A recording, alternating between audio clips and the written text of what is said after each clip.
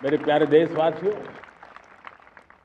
दुनिया जब आज ग्लोबल वार्मिंग को लिए चिंता करती है, तब मैं विश्व को भी बताना चाहता हूं कि भारत ने तय किया था कि हम 2030 तक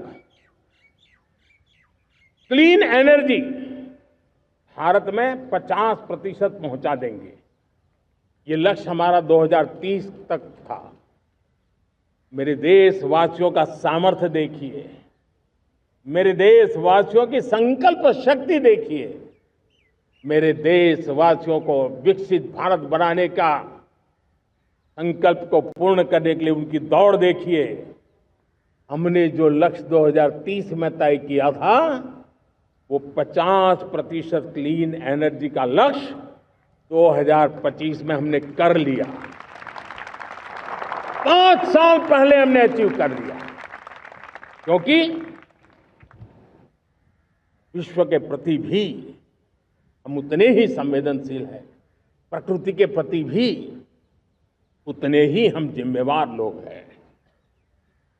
मेरे प्यारे देशवासियों, बजट का बहुत बड़ा हिस्सा ये पेट्रोल, डीजल, गैस, इन सबको लाने के लिए खर्च होता था। लाखों करोड़ रुपए चले जाते थे। अगर हम ऊर्जा में डिपेंडेंट न होते तो वो धन मेरे देश के नौजवानों के भविष्य के लिए काम आता। वो धन मेरे देश के गरीबों को गरीबी के खिलाफ लड़ाई लड़ने में काम आता। वो धन मेरे देश के किसानों के कल्याण में काम आता। वो धन मेरे देश के गांव की परिस्थिति को पलटने के लिए काम आता। लेकिन हमें विदेशों को देना पड़ रहा। अब हम आत्मनिर्भर बनने की दिशा में काम कर रहे हैं। देश को विकसित बनाने के लिए हम अब समुद्र मंथन की तरफ भी जा रहे हैं। हमारे समुद्र के मंथन को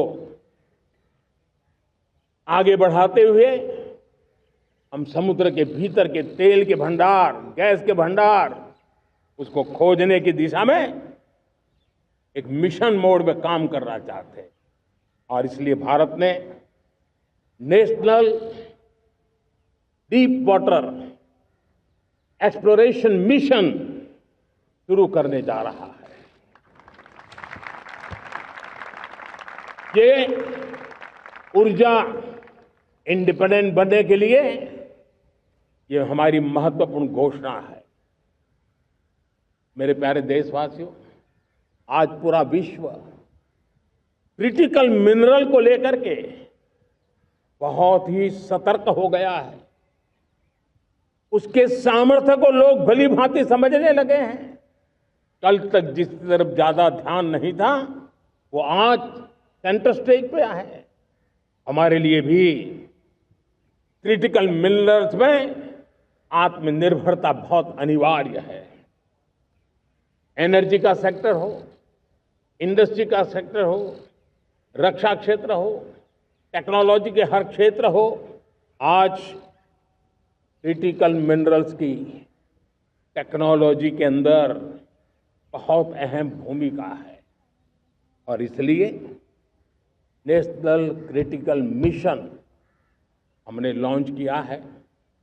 1200 से अधिक स्थानों पर खोज का अभियान चल रहा है और हम क्रिटिकल मिनरल में भी आत्मनिर्भर बनने की दिशा में आगे बढ़ रहे हैं।